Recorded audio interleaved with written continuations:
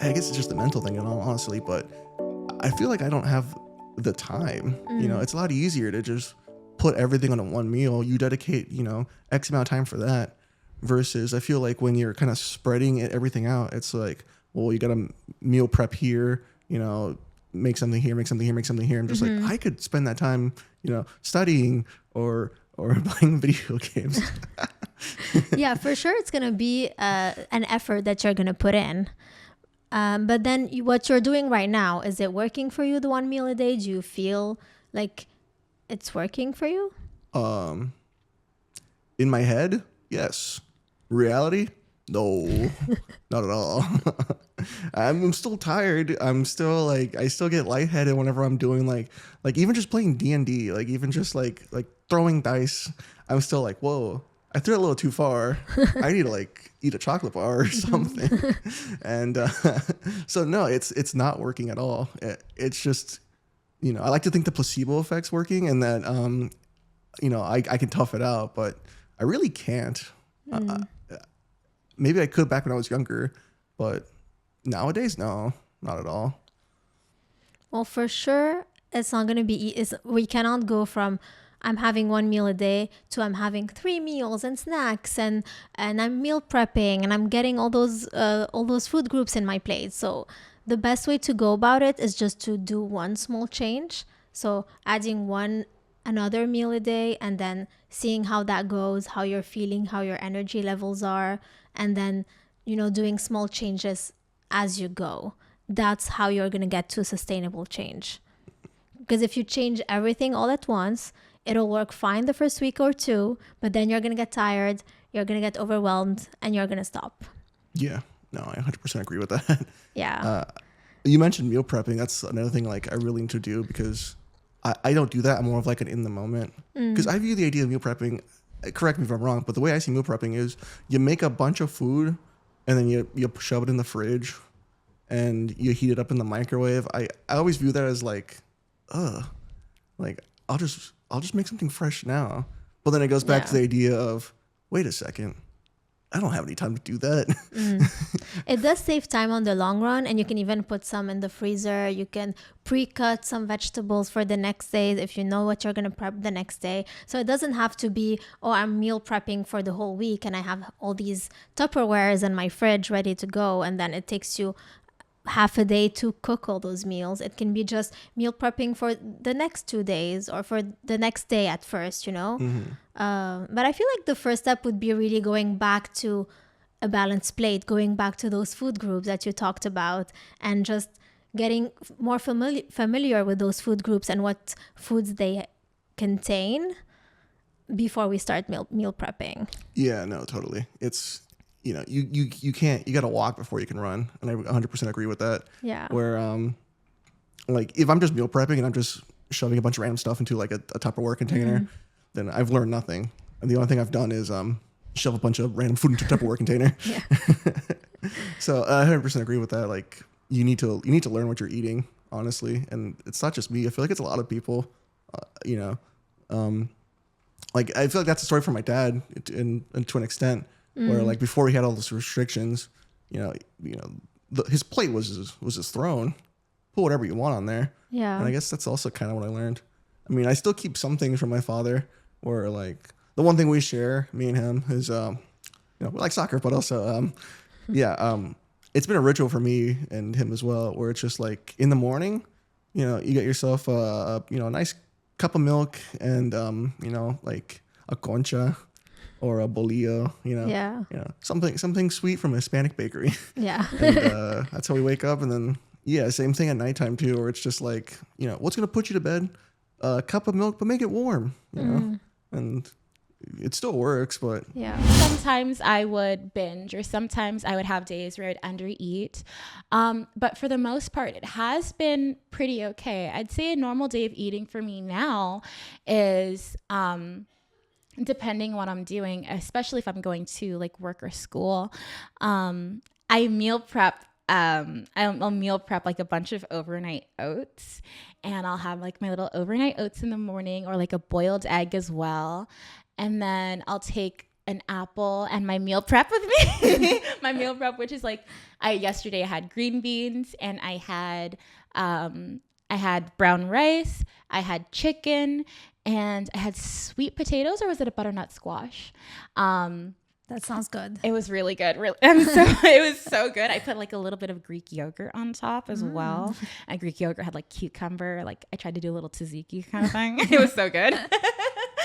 But I found that if I'm actually looking forward to my meal prep, then I'm more motivated to actually eat my meal prep. Yeah. So that also will stop me from under eating, and it'll also stop me from overeating, because I'm like, okay, I actually have something in my stomach and I feel good. It tasted good. And so then I just go about my business, and it's really easy to just pop it in the microwave. The hard part is actually making the meal prep. Yeah, for sure. But you did notice that when you do meal prep and when you make sure that you're not skipping meals, then first of all, you're nourishing your body. Yeah. You're not going long hours and long days without eating and then overeating at night because you're exhausted and your body needs food. And also you limit the times where you're going to overeat because you're eating, more regularly throughout the day. Yeah. So then you're not going to feel that hungry or starved at night to overeat. Yeah. And you did mention that you are very sensory when you eat. You like the texture. So you did mention the crunchy texture. When you do meal prep, do you think about what type of crunchy I'm going to add, or do you just think of a regular meal to prep? So honestly, I kind of do think of just like a regular meal to prep, but that's why I add in like the apple. For the I'm like, crunch. okay, something is crunchy. And I specifically do like a Honey Crisp or Cosmic Crisp. Those are the crunchiest apples. I'm telling you, if you've never had one, gorgeous. I love those. So I'll have one of those as well I'll have one for lunch, and then with my meal prep along for dinner, I'll do my original meal prep first, and then I'll wait maybe like an hour, and then I'll have an apple with some tea. It's the best thing ever. That's so cool. I would recommend to always, when you're thinking about meal prepping, and it sounds like that's been an issue for you in the sense where I need to meal prep. It's something that you need to think of. You need to, do. Yeah. I would say try to reframe it in your brain. It's not just a regular meal prep, but what texture do I want today? Or what type of crunch am I looking for? And then meal prep according to the crunchiness that you want. Or see, let's say you have a meal, how can I make it crunchier? So if you're able to add some crunch with every meal, then you won't feel the urge to crunch at night, because you're having it at every meal. Oh, wait, that's so genius. I've never thought about that. Okay. Oh, I like that a lot. So even with your overnight oats, because they're soaked, so they're not going to be crunchy. Yeah. Have something on the side, so keep them in separate containers to add some crunch. Maybe nuts and seeds to just sprinkle on top when you start eating them to add the crunch. Let's say you're prepping your meal with your vegetables. Okay, what can I add for an added crunch? Maybe some roasted chickpeas. You see? So try to think of, okay, how can I add crunch to my already meal prepped? Yeah. So that you always get that crunchy feeling that you like. You know what? I do have an air fryer. I do have a can of chickpeas. No way. Yeah. Yeah. I think that's a great idea. Honestly, I'm going to go home after this. I'm going to try it. Yes, you should. Yeah. I'm going to put them in the air fryer with a little bit of oil, some seasonings. I'm going to dump them on top of my meal prep, and I'm going to see how it goes. Yes. Yeah. I can't wait for you to try it. I'm so excited. And with the air fryer, you can even, do your roasted vegetables so that you can keep the crunch with the vegetables if they're air fried compared to just boiling them, for example. Yeah, because I've tried oven roasting my vegetables and they always turn out soggy. Try the air fryer. It does keep them a bit crunchy. That's so smart. That's so smart. I have it. I've never used it because I'm like, what do I do in there? What do I do with it? You create your own crunch. I'll create my own crunch. That's my motto now. Create your own crunch. I love that. Thank you. Oh my goodness. So then because I've been wanting to add in like a little sweet treat at the end of the day. Be like, yeah, you made it through the day. You're fantastic. Yeah, I get it. Yeah. Because sometimes days are hard. Yeah. Days are hard. Especially when you're like, you're going to do your internship and you're a student. You have so much going on. So yeah. And then I also sometimes I work overnights as well. It's a 10 p.m. to 6 a.m. Or 6:30 a.m. shift. And so sometimes I just want a little sweet something to be like, you made it. You did good. Yeah. Do you have any suggestions on like maybe something that could contain a crunch, or maybe even something that doesn't have a crunch that could just like be on the go thing? An on the go thing that's sweet and that has a crunch. Yeah. Let's think about it. The only thing now that's clicking is dark chocolate with if there's like almonds in it or some type of nut, but it's dark chocolate. So that way it's fueling, it fuels your brain and it has the crunch. So that's something that I'm thinking of. Otherwise, what else? What's your go-to crunchy sweet treat? That's a wonderful question. That is a wonderful question. I've only ever really started getting into sweet treats recently. I've been a baker my entire life, but usually I would like bake and give things to people. But recently, like the other night, I caught myself being like, ooh, I want some ice cream. And I was like, ice cream? You? You? I always like turn down all these kind of sweet treat things, but more and more recently I'm like, a little sweet treat would be nice. So I'm starting from like base zero here. Okay, so because do you like to bake? Do you still like to bake? I do. So you can do those easy to make bars at home that you can put in the oven or even in the freezer, and then you can add melted chocolate with some crunch. Let's say you can use a crunchy nut butter, not the creamy one, so you can still get those crunches in. And then you put them in the freezer, and then they freeze, and then you get the crunchy and the That's such a good idea. As you were saying it, I'm like thinking in my head, I'm like, okay, a dark chocolate, okie dokie. I could sprinkle a little bit of sea salt on top, but I can have like a cashew butter, a little bit of sea salt. Yes. And maybe if I have like a square of that and like half of an apple, I think that would complete my entire life. That's perfect. And then you can do a whole batch so that you don't have to do it every time. You just have a whole batch, and then you can just cut small squares. Yeah. So then that makes your meal prepping easier as well, because you don't want to waste too much time also meal prepping. Yeah, because also something I struggle with during meal prepping is if it's taking too long and I'm already hungry, I'm gonna be doing my meal prep, but I'll like DoorDash something. I made beans for my last meal prep. I soaked them for 2 hours. I like boiled them with salt and baking soda. I boiled them for 2 hours, and after that they took like 5 hours. I was so hungry. I was like, no, this is ridiculous. That takes so much time. Yeah. So try to find something that is already pre-cooked, or something that just makes it easier for your meal prep. Yeah. Even frozen stuff, frozen vegetables, anything that you can, something that is already pre-cut. So that just makes your life easier, and it just kickstarts your meal prepping. Oh, yeah, that's genius. Because all that chopping and the prepping and the washing and all this, it takes a long time, and it's so mentally taxing, because like thinking about it is like such a huge chore. And I'm like, I don't want to do it. So you need to break down meal prepping, and you need to see, okay, what is my biggest issue with meal prepping? What do I hate the most about meal prepping? And then see how you can make it easier. So let's say, for me, it's chopping. Honestly, for me, it's chopping, especially if you have a family and you need to chop a lot of stuff. So this is for me mentally draining even before I start doing it. So what do? I just get pre-chopped, pre-cut, ready to just put in the pan type of vegetables.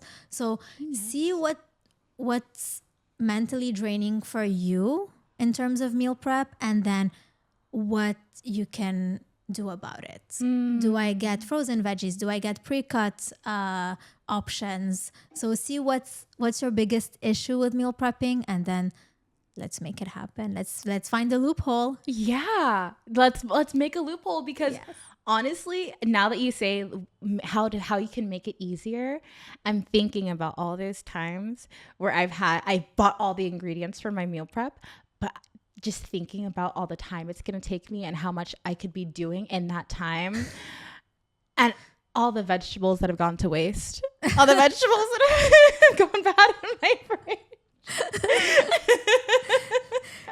So like a frozen pre-cut, I think, would be a lifesaver. Yes. And a money saver. For sure. Yeah. And then air fry it and get that crunch. Oh yeah. I love this so much. I'm so excited. If you enjoy working out, then maybe trying to think of ways to eat, especially before and after the gym, just for you to fuel your body. Okay, I got it. Yeah, I did try to do meal prep. Not me, too busy. You know those meal prep things. They send you like a box, and it's got it there, and they're supposed to be healthy and stuff like that. So that's been good. So is it the box where you have all the ingredients and the recipe, and you just put things together? No. It's like a really good meal, and it's already kind of like cooked, and I just gotta put it in the freaking microwave and like 1 or 2 minutes, and good to go, you know. So that's kind of like been a lifesaver, especially during lunchtime. So I just get it dropped off and just put them in the fridge at work. And so that's one good way to make sure that you're eating. Yeah, exactly. Yeah, I gotta. And when you do workouts, do you feel how's your energy level between I ate something before working out and if you just hit the gym without eating anything? Do you feel a difference? Not really. So far, I think I've maybe just got used to it. Okay. But I'm okay. I don't go crazy in the gym, you know. Too old for that now. And trying to break something. So just kind of, just trying to stay healthy, you know, because I do sit down all day at work. You know, sometimes I'm running around, but most of the time I do, you know, mostly sedentary stuff. So try to make it a point to go to the gym and move your body. And So Yeah. you don't really feel a difference if you eat something afterwards or if you don't eat? Yeah, no. Okay, Am I supposed to?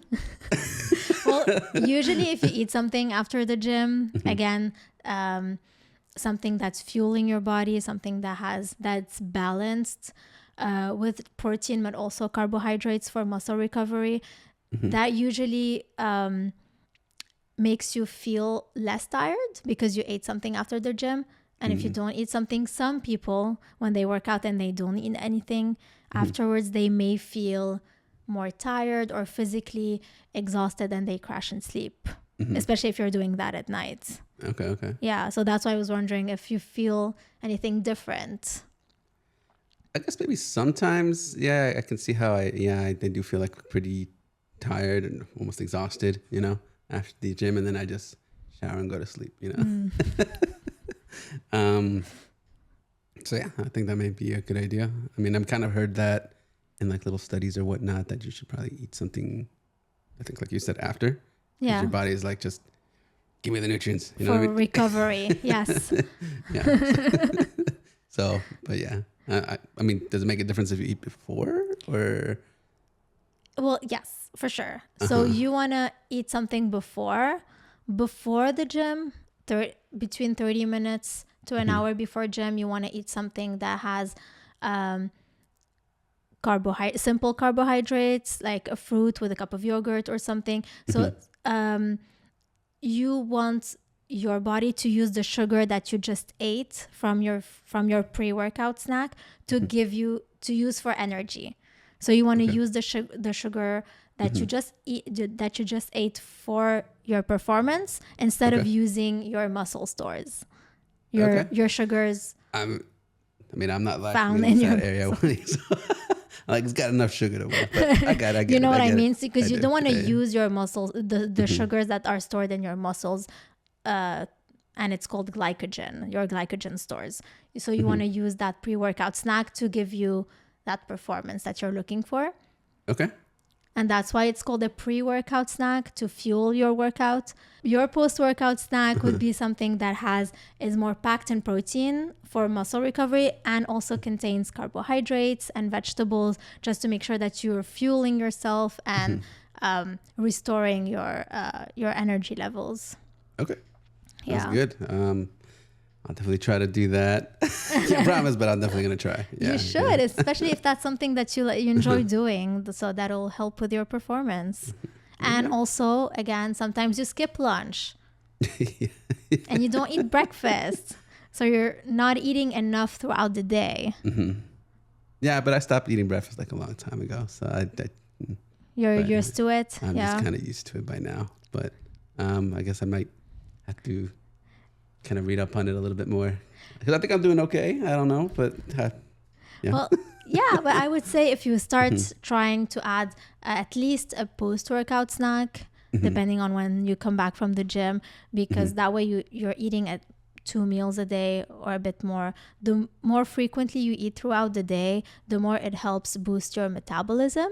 And when you eat less, if you eat just 1 meal a day, your metabolism kind of slows down also, because it just relies on just that one meal for energy for your whole day. Yeah. I mean, What do you think about that?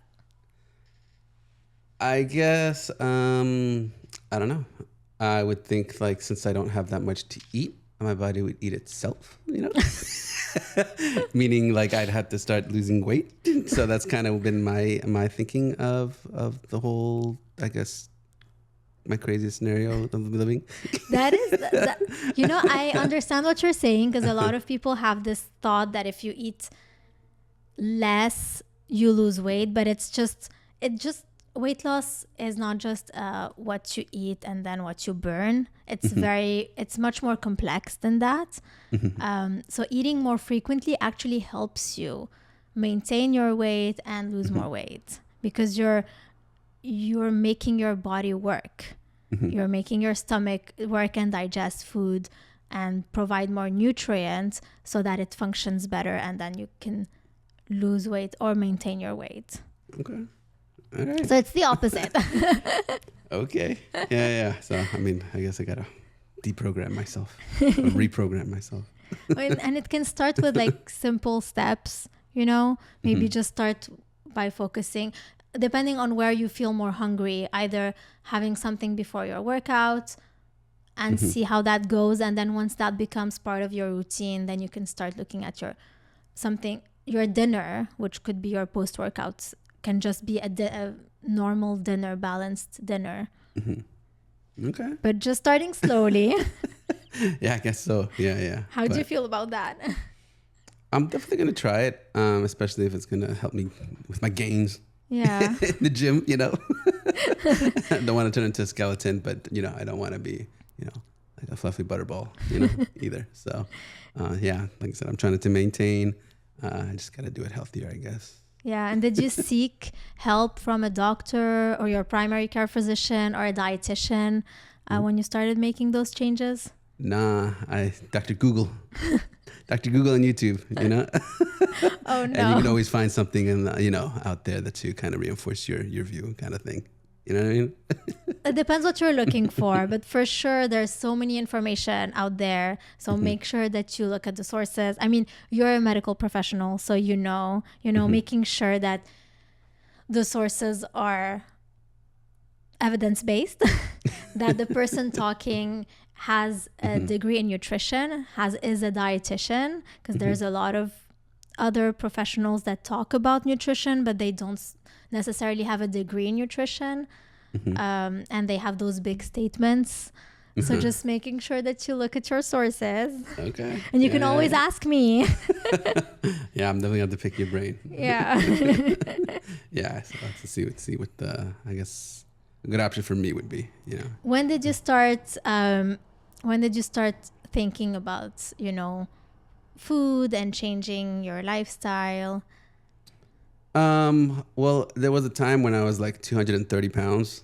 So I was getting a little husky, and I just kind of was getting more conscious that, yeah, I'm always just like pigging out and eating whatever was available and whatever was quickest. And I really had to actively, you know, make it a point to go to the gym, eat less. So I guess kind of maybe that's where kind of my kick started. Like, eat less, go to the gym. And, you know, it was, I try to simplify it. And like you're saying, it's complicated. I'll just simplify it, you know, calories in, calories out. Yeah. You know, if I'm, you know, doing this, I got to minus that and get to the results that I want, you know? Did it work? So, well, I'm not 230 anymore. So, yeah, I'm like around 200. I want to get down to like a little bit more. But, you know, like incorporating dance, gym, and eating less is kind of how I got there.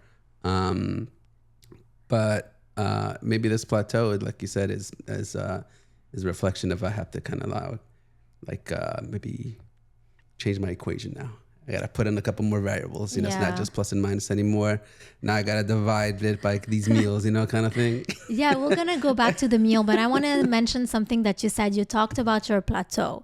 So that is a very important point that I want to make, because when someone is on a weight management journey or they're trying to lose weight and they're doing it hopefully with the help of a professional, getting into a plateau is actually very normal, and it has to happen during that time because that's your body adjusting to a new set point.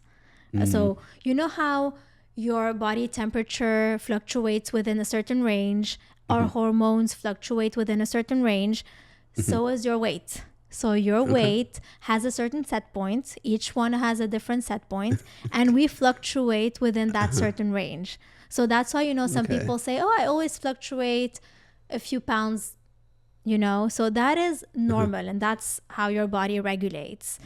And then when you're trying to lose weight, actively trying to lose weight, like you said, and counting calories, what you were doing, and you're losing weight, at some point your body needs to stop, get to this plateau, and then find a new set point for your weight. So that's very normal and very normal part. And that's not because you're stuck. They call it plateau, and that's very normal because your body is adjusting to a new set weight. So if you're able to maintain that, which I have, that's good. Yeah. So that's your new set points. I want my set point lower though. You know? I had to fluctuate between a little bit lower. So then that's when we can work on different things to, you know, to go back to losing weight. But again, you need to I feel like what you would benefit from is adding more to your day and adding more food and nourishing yourself more, and that would help your journey. Yeah. I mean, just look back at old pictures of myself when I was like in the Marine Corps. When I was like 175, 180, you know, just because I was young, you know, just trying to get back there. It's hard, but you know, not saying that I want to get all the way down that way, but you know, being a little bit less than 200 is kind of where I want to be. So I'm kind of getting there now, but yeah, no, definitely. I think I have to do it maybe in a healthier way, maybe. Yeah. But I don't know. I am feeling too bad, but I think I am kind of like maybe burning the candle on both ends kind of thing, you know? And I get what you're saying. I mean, you said you were in the Marines. So that's intense training. You were younger. So that was a very different lifestyle that you had at the time. And it's true. Yeah. And now you're working full time. You're not, you don't have those very rigid workouts that you may have had before. So you need to also be kind to yourself and yeah, I guess so. Huh? and knowing that you know you're in a different part of your life now, and it's okay and it's normal, and just accept that and work with what you have. Is that acceptance thing? Yeah. Yes. Okay. That's the key. Okay. The acceptance part is the key to everything. Right. Got it. Okay. So what do you think you can add to your busy schedule throughout the day? Like, what types of meals do you like? What do you feel like would work for you and you can add to your day? The Dietitian's Table podcast is an independent production of the Dietitian's Table, LLC. Our co-founder and host is Joy Corey, MS, RD, CNSC. Our co-founder and CEO is Sam Sabaga. Our creative director and executive producer is me, Siri Khan. Content of the Dietitian's Table is for informational purposes only and is not intended as individual medical advice. For specific dietary or medical concerns, please reach out to your primary care